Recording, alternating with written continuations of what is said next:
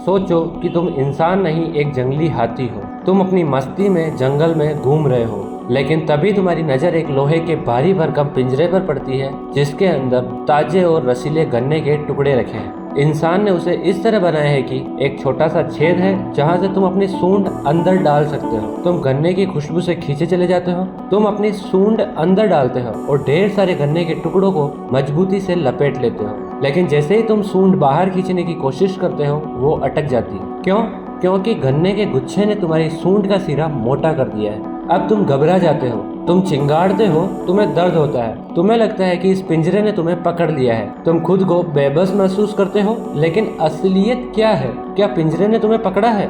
नहीं, तुम्हारे लालच ने तुम्हें पकड़ा है। जैसे ही तुम उन गन्नों को छोड़ दोगे तुम्हारी सूंड आजाद हो जाएगी, लेकिन तुम वो कंट्रोल छोड़ना नहीं चाहते। यही हाल हमारी असल जिंदगी का है। अगर किसी के दो कड़वे शब्द तुम्हें घंटों रुला रहे हैं या किसी टॉक्सिक इंसान की याद तुम्हें अंदर से खोखला कर रही है, तो समझ लो कि तुम वही हाथी हो जिसने गन्ने के टुकड़ों यानी अपनी पुरानी यादों और अटैचमेंट को कसकर पकड़ा हुआ है। इमोशंस को कंट्रोल करने का पहला नियम यही है, छोड़ना सीखो।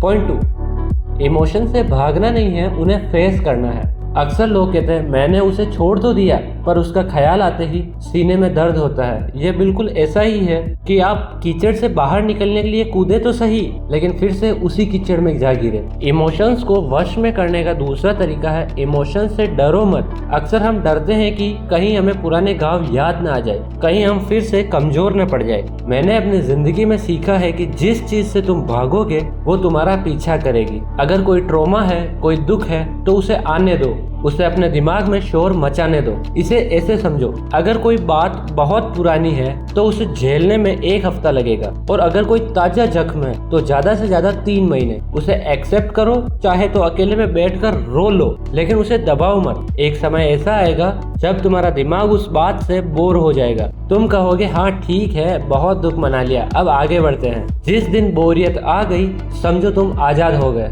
पॉइंट 3, लॉजिक की शील्ड और रिकवरी मोड ऑन करो। जैसे हम नहाने के बाद त्वचा को बचाने के लिए लोशन लगाते हैं, वैसे ही अपनी हील हुए दिमाग पर लॉजिक की शील्ड लगानी जरूरी है। अपनी लाइफ का हर फैसला लॉजिक से लेना शुरू करो, इमोशन से नहीं। समाज क्या कहेगा या पल भर की खुशी क्या मिलेगी, इसे भूल जाओ। हर फैसले के पीछे एक ठोस वजह होनी चाहिए। लेकिन हम इंसान हैं, कभी कभी लाइफ में ऐसी सिचुएशन आएगी जिसे हम टाल नहीं सकते, जैसे किसी करीबी की मृत्यु या कोई बड़ा धोखा। ऐसे समय में अपना रिकवरी मोड पहले ही ऑन कर दो। एग्जाम्पल, अगर तुम्हें लग रहा है कि तुम्हारा बिजनेस डूबने वाला है या कोई रिश्ता टूटने की कगार पर है, तो उस झटके के लगने का इंतजार मत करो। आज से ही खुद को मानसिक रूप से तैयार करो। अपनी लाइफ को इतना बड़ा और पर्पसफुल बना लो कि वो इंसान या वो घटना तुम्हारी पूरी जिंदगी न रहे, बल्कि उसका बस एक छोटा सा हिस्सा बन जाए। जिम जाओ, अपनी स्किल्स पर काम करो, खुद को इतना व्यस्त कर लो कि दुख को तुम्हारे घर में घुसने की जगह ही न मिले।